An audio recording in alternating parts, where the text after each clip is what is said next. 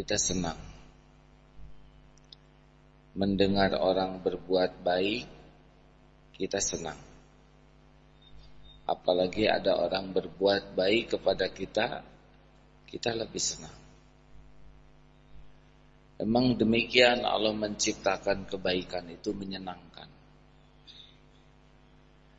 Apalagi kalau kita bisa berbuat baik, kita akan senang. Barang siapa yang ingin bahagianya luas, banyak, kuncinya berbuat kebaikan sebanyak-banyaknya. Jadi setiap kali kita berbuat baik dengan ikhlas, Allah tuh membuat hati kita nyaman. Dan orang lain juga nyaman.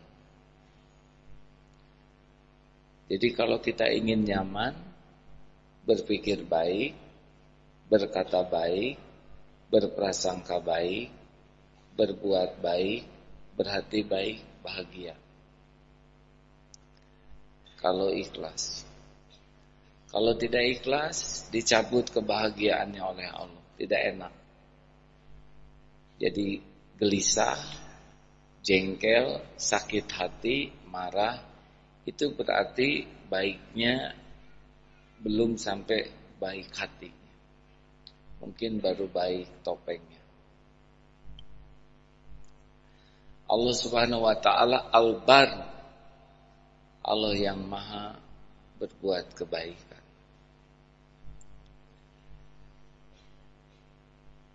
Apapun yang Allah lakukan pasti baik. Tidak ada yang buruk, pasti sempurna.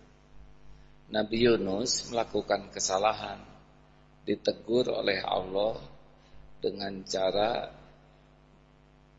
malam hari di perahu digoyang sehingga harus ada yang diturunkan, dan terpilih Nabi Yunus harus dikecemplungkan. Bayangkan gelapnya malam, dikecemplungkan ke laut, gelap, disambar ikan, gelapnya perut ikan, 3 kegelapan.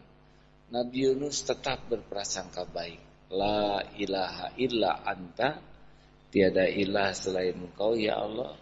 Subhanaka, maha suci engkau. Apapun yang Allah lakukan pasti sempurna baiknya. Pasti tidak ada yang salah, pasti tidak ada yang kurang, pasti tidak ada yang jelek, sempurna semuanya. Inni kuntu minaz zalimin. Sayalah yang buruk, sayalah yang zalim. Bayangkan, sudah begitu repot, gelapnya malam, di dalam gelapnya laut, tenggelam, dimakan perut ikan, tetap saja berprasangka baik kepada Allah. Hasilnya, ana inda dzanni abdi bi, aku sesuai dengan prasangka hambaku. Lolos. Saya baca tadi di broadcast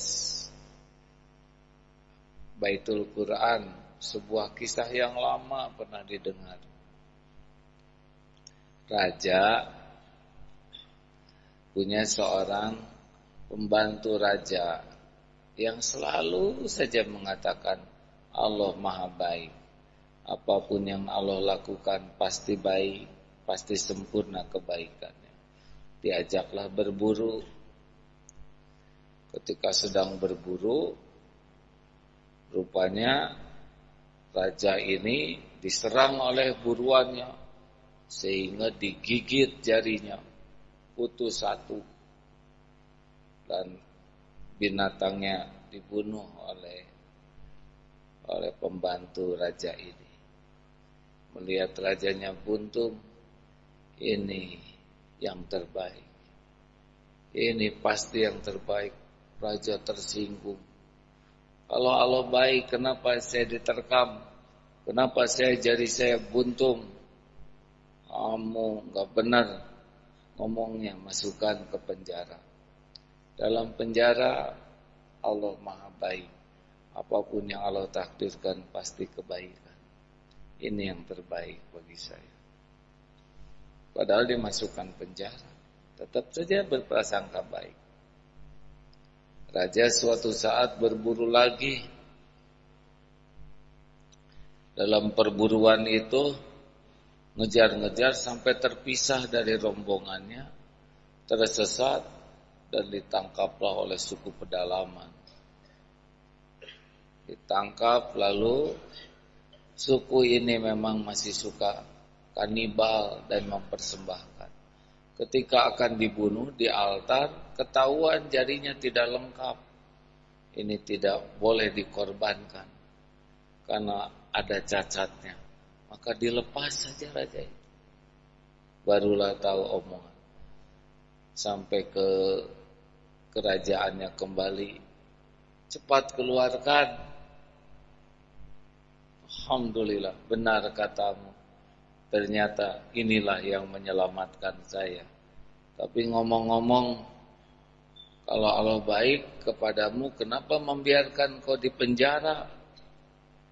Kalau saya tidak di penjara, Paduka, saya akan diajak oleh Paduka untuk berburu. Dan kalau ditangkap, saya pasti yang jadi korban sebab saya utuh. Ini kisah saja. Tapi sekarang, kalau mau cari yang buruk dari Allah apa? Kita ditakdirkan jadi orang, tidak jadi babi. Tubuh kita dibuat lengkap. Dikala sebagian besar orang tidak Islam, kita Islam. Dikala sebagian orang Islam tidak sholat, kita sholat. Dikala sebagian orang Islam sholat tidak di masjid, kita di masjid. Dikala sebagian besar orang Islam yang tadi sholat di masjid, sekarang di rumah nonton TV, kita dapat ilmu. Makanan cukup, tidak pernah kurang. Pakaian penutup aurat, dikala sebagian telanjang, kita cukup. Dikala sebagian dilanda perang, kita aman. Dikala sebagian anak-anak remaja sekarang di jalan, ada yang narkoba, ada yang sedang berbuat tak baik, kita ditakdirkan di masjid mencari ilmu. Maka nikmat Tuhanmu manakah yang akan kau dustakan? Padahal Allah tahu akhlak kita tidak baik, sholat kita tidak khusyuk, amal kita tidak ikhlas, tetap melimpah setiap waktu kebaikan. Benar? Wa bi ayyi ala'i rabbikuma tukadziban. Maka nikmat Tuhanmu manakah yang akan kau dustakan? Kalau saja kita sering memikirkan kebaikan Allah, aduh hidup ini enak, nangis. Tapi kalau kita hanya sibuk memikirkan keinginan, nafsu, syahwat, capek, nggak ada berhentinya penderitaan itu, nggak ada berhentinya. Dikasih makan juga jengkel. Kenapa jengkel? Ini kurang pedas. Dikasih pedas, bukan pedas merica, pedas betulan. Ya seperti itu ada orang kaya yang enggak ada berhentinya menderita. Bangun tidur truk-truk, dasar sudah tua. Pinggang sakit. Ini kaki juga asam urat kayaknya kerasa. Bangun tidur sudah mengeluh. Mau ke kamar mandi, jangan boros air, mahal sekarang air. Marah. Mau makan, makan bu. Jangan nasi goreng, bosan, belum juga ada, sudah ngambek. Pas dikasih nasi uduk, nasi uduk ini mah kurang banyak telurnya. Dikasih telur, bukan telur dadar bu, telur ceplok. Dikasih ceplok telur, telat, harusnya tadi. Mana bawang gorengnya, kurang kering bawang gorengnya ini. Layu kayak gini. Kecapan, ini kecap sedang, harusnya manis. Segala ada itu. Coba kopinya mana kopi? Teh manis atau kopi pak? teh manis. Kasih teh manis, kurang manis. Udah dikasih gula, kurang anget. Terus mengeluh terus. Udah diangetin, pisang gorengnya mana? Kasih pisang goreng, cuma satu. Padahal satu juga besar. Mau keluar, mobil bensin boros, padahal dia yang pakai. Kalau udah telat gini pasti macet nih. Saya sebel sekali. Sekarang kacau kota ini. Lihat lampu merah itu paling ngaco tuh. Merahnya lama, hijaunya sebentar. Enak saya lihat. Nah, lihat pengemis pura-pura di kampungnya sudah punya rumah mereka tuh. Padahal nggak tahu apa-apa. Datang tukang koran, koran sekarang nggak ada yang benar beritanya. Semuanya direkayasa, ngambek sambil dibeli. Ada polisi di pinggir jalan. Polisi sekarang kurang kerjaan. Pakai masker kayak gitu, kayak ninja. Di luar negeri nggak ada yang kayak gitu. Padahal belum pernah ke luar negeri. Maju lagi mobil bagus, nyicil, pasti nyicil. Ambek ke mobil orang. Lihat supir angkot, makanya menderita karena berhenti di mana aja, ngaco lu. Ambek ke supir angkot. Tiba-tiba mendung, hancur ini mah udah pasti macet total. Mendung kayak gini udah hujan, banjir, macet total. Padahal belum hujannya, sudah menderita. Ada orang yang menggerutu saja, enggak ada habisnya. Pasti menderita. Karena dia enggak pernah bisa mensyukuri yang ada. Orang mah enggak bisa makan, ya dia ada. Orang boro-boro minum teh, air gelasnya juga ada yang enggak punya. Hadirin, kita menderita bukan karena kurang karunia, kita menderita karena kurang bersyukur. Syukur itu bukan hanya pada sesuatu yang kita sukai, syukur itu juga pada sesuatu yang tidak cocok dengan keinginan kita. Karena dalam hal yang tidak cocok, pasti banyak kebaikan. Jadi sehat syukur, sakit juga syukur. Kenapa sakit syukur? Karena dalam sakit ada dosa yang tidak bisa gugur kecuali lewat sakit. Dipuji syukur, dicaci syukur. Karena dalam cacian itu banyak karunia. Allah ngasih tahu bahwa kita tuh cuma sedikit yang dibukanya, lebih banyak ditutupnya. Kita digugurkan dosa dengan dicaci. Kita dapat pahala dengan dicaci. Oh, begitu. Makanya barakallahu laka wa baraka alaika. Doa pernikahan kan semoga Allah memberikan keberkahan padamu, semoga Allah memberikan keberkahan atasmu. Artinya dua, dalam kesenangan ada keberkahan, dalam kepahitan keluarga juga ada keberkahan. Banyak keluarga yang sukses gara-gara kepahitan, benar? Dikasih aja ketipu, nggak punya rumah, nggak punya, tapi jadi kerja keras luar biasa, akhirnya maju jadi pengusaha, akibat ditipu. Makanya udahlah berprasangka baik saja kepada Allah dalam segala hal, betul? Orang tua tentara, cita-cita dulu masuk akabri, tapi tidak jadi karena kurang tinggi. Dulu sakit hati, sekarang gembira sekali. Tidak jadi TNI, malah jadi tuh gara-gara gagal.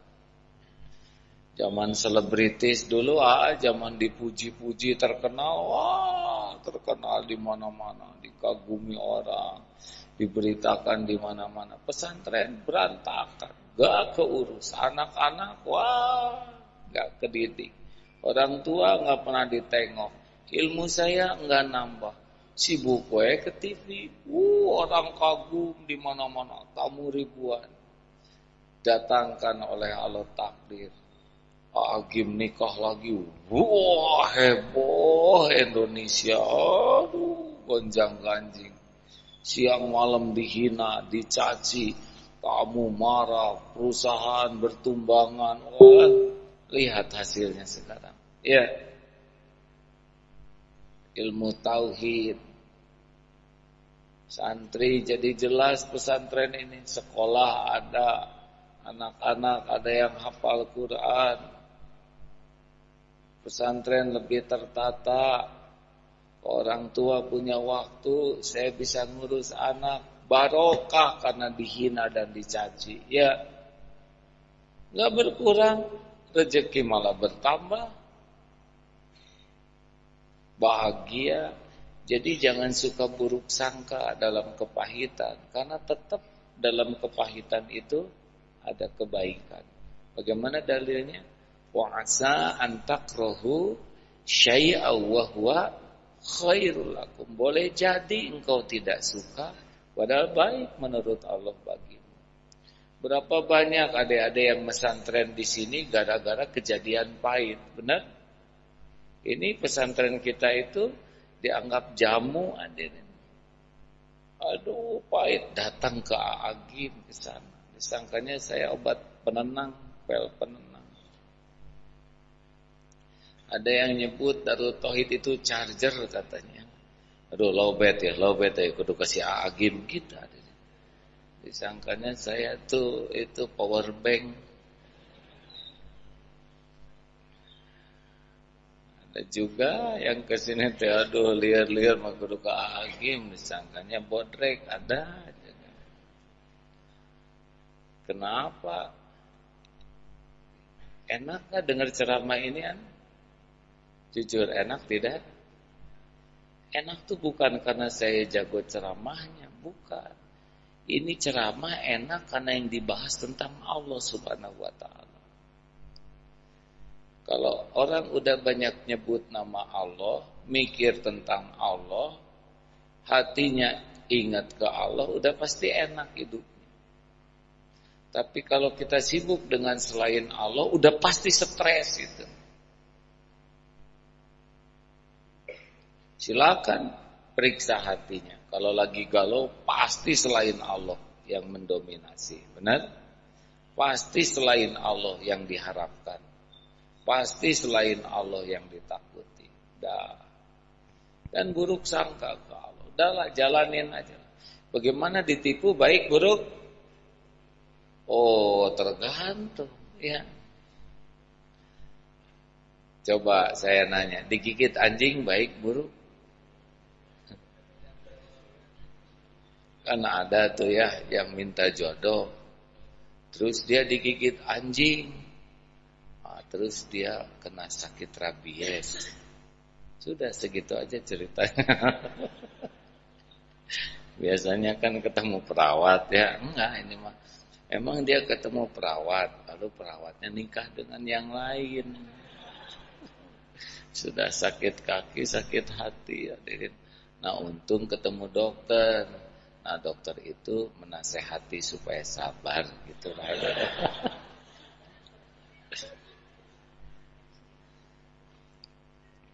Ada pasien lain yang tergeletak di samping itu melihat, lalu simpati tapi sayang pasien ini meninggal akhirnya. Hadirin namanya juga ngarang. Baik sangka ajalah ke Allah. Dan selama ini juga segitu ngaconya kita tetap benar. Apa saudara pikir yang pesantren di sini karena keinginan sendiri? Enggak. Keinginan Allah saja. Macam-macam jalannya. Karena tidak mungkin ada kebaikan kecuali dari Allah. Ada yang dipaksa orang tuanya, ada yang dipaksa oleh Anaknya, "Bapak pesantren." "Ada, Pak." "Ibu pesantren." "Ada." Ada yang nyasar ya. Jadi geger kalong 36 masuk ke 38. Terus ada apa nih menarik itu kok kayak Ajimi, penasaran, duduk dengar seneng. Ada dulu bapak-bapak jadi soleh gara-gara disuruh ngantar istrinya. Istrinya mah nggak soleha-soleha. Yang dengar ceramah suaminya yang jadi soleh. Duduk di mobil, kedengeran. Beneran Pak, Masya Allah. Istri yang ngajaknya mah masih belum berubah. Suaminya ngejungkel jadi taubat nasuha. Allah yang merubah. Semua kebaikan datang dari Allah. Sekarang cari yang buruk dari Allah. Tidak akan pernah ada. Baik. Senang tadi. Hari ini ceramah di Pamulang jauh masuk ke pelosok. Aduh, macet. Lalu karena jam duhur ini harus ceramah di OJK, sholat duhur jamaah, maka dikawal. Masya Allah, yang awalnya tidak tahu jalan, 20 menit di komplek nggak bisa keluar. Gimana ini? Saya pikir mau saya telepon yang ngawal itu ya, percuma ya. Paling saya jengkel nambah dosa, sama-sama nggak tahu jalan saya juga. Udahlah tidur aja, zikir plus tidur. Sampai-sampai di OJK pas azan duhur, alhamdulillah dapat sholat jamaah. Udah gitu acaranya ditunda, udah stakar kebak ngebutuh ya. Makan, aduh, pas saya lihat bungkusnya gudeg, Allah Maha tahu kesukaan saya. Pas dibuka ternyata beda bungkus dengan isi, hadirin. Oh, ini yang terbaik buat saya ya. Jadi lapar abah teh, hadirin. Dan nggak dimakan kecuali sebagian ya. Selesai itu ceramah, beres ceramah karena telat, asar kan harus di Cipaku. Allah, lihat macet. Udah daripada mikirin macet lebih baik jalani saja. Dah istirahat. Alhamdulillah sampai di Cipaku pas adzan asar. Masya Allah. Yang harusnya ada di Cipaku enggak ada lagi orang yang mau diajak ngobrolnya. Gak apa-apa, ini yang terbaik. Anak harusnya nganter itu travel jam 10. Kata yang travel udah gak usah. Kalau mau pulang berangkat jam 4. Kesini perkiraan kan jam 8 nyampenya. Alhamdulillah adzan Isya bisa ada di sini. Bisa sholat jamaah. Siapa yang ngatur semua ini hadirin selain Allah? Allah. Saya tadi waktu sholat enak bisa dengar suara imam ya, Ustaz Saiful Islam Mubarak. Berapa banyak yang tidak bisa sholat jamaah, yang lagi di jalan, lagi nyetir, benar? Belum lagi yang lagi perang, nyari makan. Aduh, sholat Isya tadi tengah kuat. Asa enak sekali. Nangis. Betapa mahalnya sholat Isya jamaah. Pas ingat semua nikmat dari Allah gitu, ada keluarga, ada anak, ada pakaian, ada harta, ada mobil. Aduh, apa yang kurang dari Allah? Ingat pesantren dicukupi, dimudahkan, didatangkan yang bantu. Aduh. Fabi'ayyi ala'i rabbikuma tukadziban. Maka nikmat Tuhanmu manakah yang akan kau dustakan? Aduh. Belum lagi ingat guru tadi, Mbah sampai akhir hayatnya terus ngebimbing ya. Ingat ibu melahirkan, ngurus dari kecil. Udahlah. Marilah kita mengingat kebaikan. Kebaikan orang tua, kebaikan guru, kebaikan teman, terutama kebaikan Allah Subhanahu wa taala. Niscaya hati jadi lembut, lahir rasa syukur, syukurlah yang membuka aneka karunia lain. Semoga semua bisa mensyukuri keberadaan ada di pesantren ini. Orang mau ngundang, ada yang 6 tahun Pak, baru kebagian sejam. Ya, kemarin ke Koman, jauh padang pasir. Itu Amerika aja ngundang udah hampir 12 tahun baru didatengin sejam. Lah ini nggak ngundang, nggak apa ya. Diceramahin aja sampai istirahat ya. Ada pertanyaan silakan.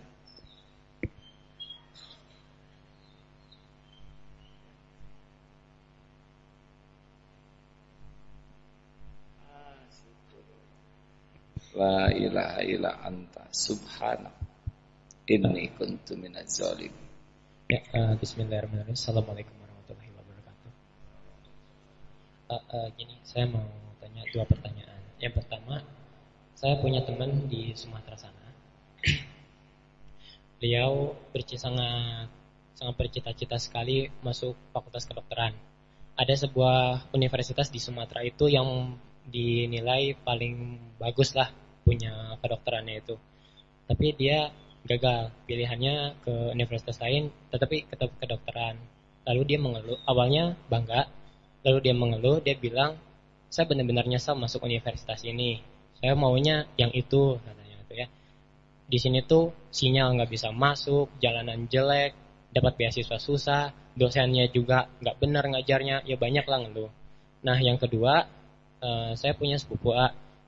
Dia udah kurang lebih sekitar 2 atau 3 tahun lulus dari perguruan tinggi, penghasilan udah punya, semua sudah punya lengkap, bahkan calon istri pun udah punya. Dia secara lahir dan batin udah siap untuk nikah.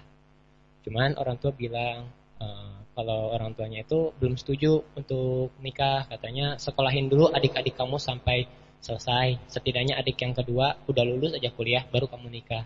Nah dia tuh jadinya bingung, si wanitanya udah minta untuk nikah atau enggak nerima yang lain katanya. Nah saya minta sarannya dari A untuk kedua pertanyaan tersebut. Terima kasih. Untuk yang pertama amalannya tuh harus tobat ya. Nah, kalau untuk yang kedua amalannya harus banyak tobat.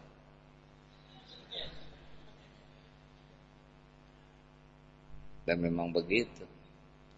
Gerbang pertolongan Allah tuh datangnya dari orang tobat. Apa yang bisa menghalangi semua ini? Dosa. Dosa saya apa? Nah itu dosanya nggak ngaku ya. Tobat aja. Gampang. Kalau udah Allah mau ngejodohkan mah jodoh aja. Itu makan Allah aja yang menunda karena mungkin kurang tobat ya. Kalau Allah ngebulak-balik hati orang tua mah sangat gampang. Yang menentukan jodoh bukan orang tua, Allah. Tapi orang tua saya melarang, ya tadi melarang ya. Nanti malam bisa nyuruh. Tuh. Beratnya itu pasti ngandelin selain Allah. Harus ini. Capek kalau ngandelin Allah, deketin Allah, tobat dari maksiat. Teng, balik-balikin aja gampang. Gak ada yang susah. Yang susah tuh kalau tidak ditolong Allah pasti susah. Bersandar kepada makhluk pasti akhlak kita jelek. Coba saja kita minta ke seseorang, Allah gak ngasih, uring-uringan terus dan gak akan kejadian. Orang yang paling menderita itu adalah orang yang menginginkan sesuatu yang tidak ditakdirkan Allah. Pasti apes tuh. Makanya tobat istiqoroh. Ya. Selanjutnya.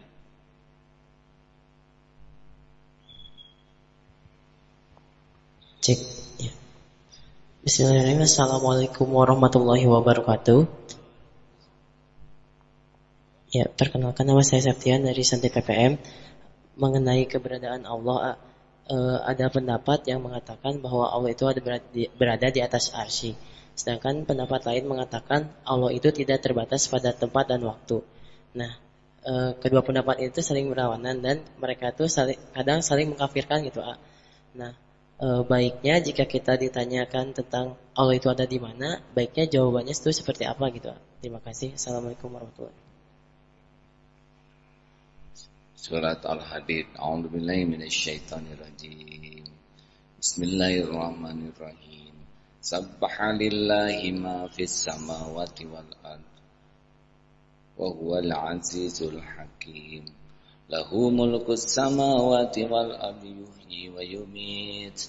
Wa huwa ala kulli syai'in qadir.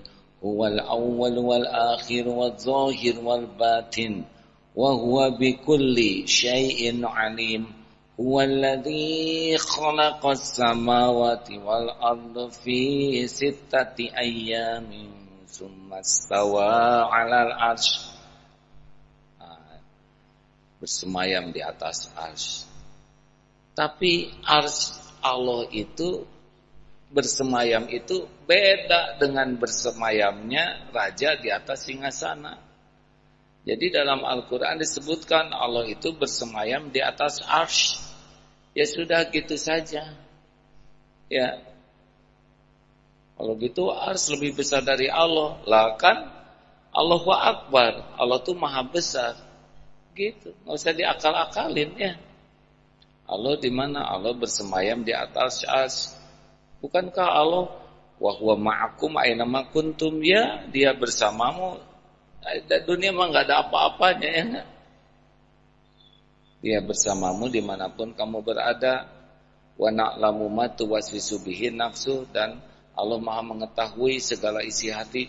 Bukan atau gimana teh? Min hablil warid wa nahnu aqrabu ilaiha min hablil warid, dan kami lebih dekat kepadanya dari urat lehernya. Bukan berarti Allah ada di dalam leher. Kita tuh Allah Subhanahu wa taala laisa kamislihi syai'un, tidak menyerupai dan diserupai apapun. Kalau Allah dekat pasti bukan dekat seperti ini. Karena kalau dekat manusia pasti perlu jarak, benar? Kalau Allahu Ahad, Allah itu esa, satunya manusia itu setengah tambah setengah satu, 3 bagi 3 satu, 2 dikurang 1 1. Tapi ahadnya Allah bukan bagi, bukan jumlah, bukan kali, ya. Gak usah dipikirin, dan gak akan kepikir ya. Tapi pasti Allah ngelihat kita. Kita banyak kok meyakini yang tidak kelihatan. Gaya gravitasi itu kan gak kelihatan, kita yakin, benar? Nih oksigen, kelihatan tidak? Enggak, ada tidak? Dengar-dengar kita dipantau satelit. Ini ada alat perekam nih.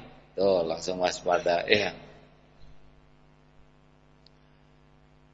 Banyak yang tidak kita lihat dan kita yakin ada. Sok suruh jalan sendirian, takut kenapa? Takut hantu. Ya, lihat enggak, pernah enggak ya, tapi tetapnya takut. Berarti dia yakin kepada yang enggak kelihatan. Benar?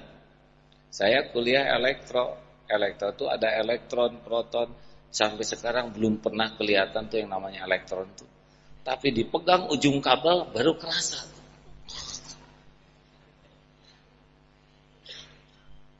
Nah, coba aja sini bawa kabel ya. Jadi bukan dibahas, udah yakinnya aja. Jadi dua-duanya benar tuh. Wa huwa ma'akum aina ma kuntum, dan dia bersamamu dimanapun kamu berada. Ilmu Allah, kekuasaan Allah, pengetahuan Allah. Dan dibahas juga nggak akan tamat. Dan dua-duanya nggak kenal Allah yang sesungguhnya, benar? Ini jadi orang soleh. Betul tidak? Kalau ditanya, Allah di mana? Jawab aja dengan Al-Quran. Sumastawa 'alal 'arsy. Itu udah Quran. Ya sudah begitu jawabannya ya. Gak usah ditafsirkan, dan gak mampu kita menafsirkan hal itu. Jelas deh? Beneran jelas?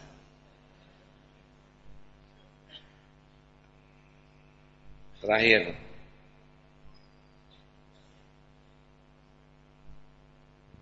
bertiganya. Om Pimpah dulu. Siapa yang ada megang mikrofon? Ya. Assalamualaikum warahmatullahi wabarakatuh. Salam. Saya santri SSG angkatan 30. Ya, saya bisa tahu pasti SSG nih ya. Alhamdulillah di DETA itu surganya Indonesia menurut saya. Apa? Surganya Indonesia. Oh iya? Ya, karena di sini tempatnya sangat islami banget gitu. Beda dengan kota-kota lain gitu. Dengan negara lain. Nah, saya itu pengen banget berbakti sama orang tua. Beliau suka cerita pengen haji dan itu untuk biayanya itu pun belum ada gitu. Saya masih sekolah juga pengen berbakti sama orang tua. Nah, saya juga pengen berniatan pengen masuk PMK. Nah, saya suka berdoa gitu, ya Allah semoga diundang oleh Allah ke masuk PMK dan haji. Nah, bagaimana caranya saya mengikhtiarkan itu semua meskipun saya masih sekolah. Yang kedua, apakah ada kriteria untuk berhusnuzon kepada seseorang, sedangkan beliau juga orang itu nyebelin dan gak tahu diri. Kalau untuk yang pertama amalannya tobat ya. Sudah tahu tobat. Ada yang ingin orang tua haji. Ya, mau tahu amalannya berbanyak tobat ya. Mau orang tua ikut PMK ya. Nah, kalau ini amalannya banyak istighfar ya. Surat Nuh ayat 10 tuh. Ya di sana jawabannya. Bagaimana kita mau husnuzon? Kalau belum ada, kalau orang itu beriman dan kita nggak ada bukti, husnuzon aja. Kalau kita husnuzon karena Allah, nanti Allah akan perlihatkan. Nggak usah capek-capek suudon. Allah tahu siapa orang, pikirannya, hatinya, kelakuannya. Husnuzon nanti juga kalau udah waktunya dibuka, kita akan tahu. Tidak ada kebohongan yang tersembunyi dari Allah. Nggak ada. Sehebat apapun jago ngebohong, sama aja Allah pasti tahu. Benar? Kalau kita masih bisa dibohongi orang, bukan karena dia hebat ngebohong. Karena Allah aja belum ngebuka. Kalau Allah kebuka, mau ngebuka, kebuka semua. Terima kasih. Awad. Terakhir sudah cukuplah. Udah malam nih. Tidak boleh nyebut capek ya, karena kalau nyebut capek berarti kita mengeluh. Secapek apapun kita nggak usah diperlihatkan, apalagi disebut-sebut ya. Saya kan nggak ngomong saya capek kan. Cepat atau akhwat jangan bikin emosi ah. Silakan.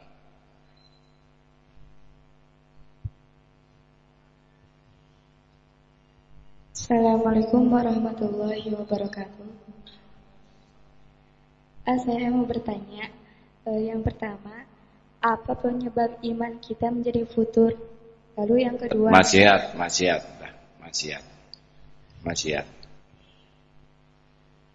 Yang kedua, apa yang harus dilakukan jika iman kita sedang futur? Naikkan imannya. Lalu yang ketiga, bagaimana cara menjaga istiqomah kita sehingga kita bisa tetap istiqomah zikir. Kalau mau istiqomah awali dengan istiqomah zikir. Karena dari zikir inilah nanti berdatangan pertolongan Allah yang lain-lainnya. Jadi kalau ingin istiqomah sholat, istiqomah zikir. Fadkuruni adzkurkum. Nanti Allah akan menolong kita bisa istiqomah di yang lain. Pokoknya siapa santri terbaik, santri yang paling banyak zikirnya. Kalau santri banyak zikirnya, hatinya jadi bersih, akhlaknya jadi baik. Begitulah. Siapakah santri yang paling buruk, yang paling sedikit zikirnya? Terima kasih. Wassalamualaikum warahmatullahi wabarakatuh. Kalau ini jawabannya waalaikumsalam warahmatullahi wabarakatuh. Bonus.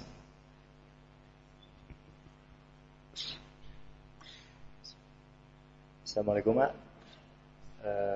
Saya mau bertanya mengenai gimana kita menyikapi mengenai imbauan pemerintah untuk tidak memberi uang kepada gelandang dan pengemis. Malah di beberapa kota itu sudah dimasukin ke dalam perda.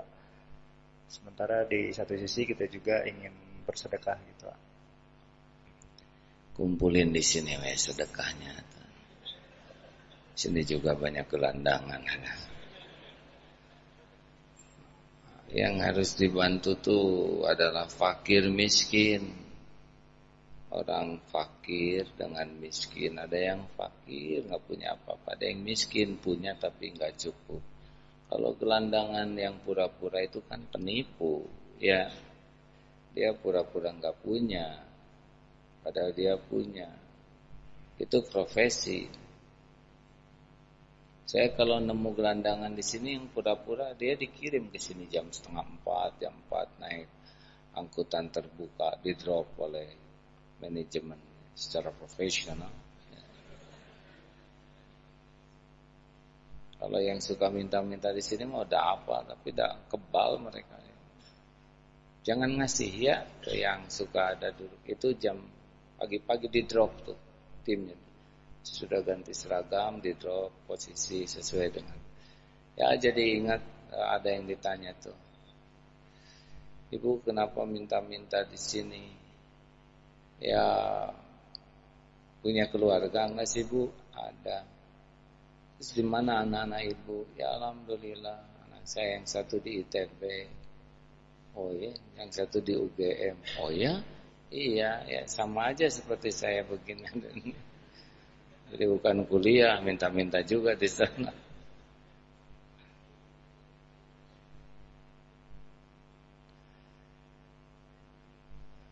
Santri juga kalau ada yang jualan, terus jualannya di pinggir jalan, itu kurang barokah jualannya. Kalau sampai menghambat jalan, ya belilah di tempat yang tertib. Suka lihat santri udah mah dia jualannya pinggir jalan, bikin macet, santri berdiri lagi di sana, gak barokah, ya. Kasih tahu yang jualan supaya tertib, jangan makan badan jalan.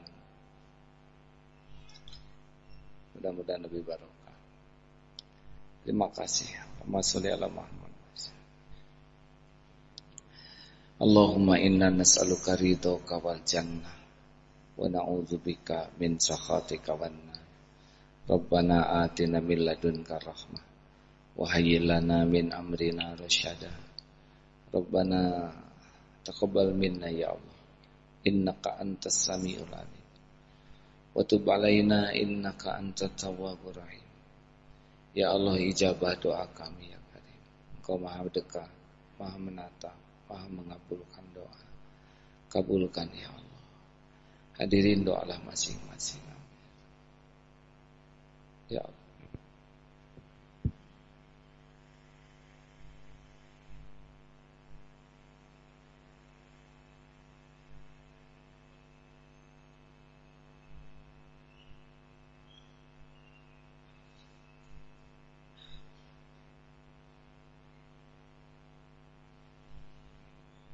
Ya Allah, tolonglah kami agar jadi ahli zikir, orang yang selalu ingat padamu.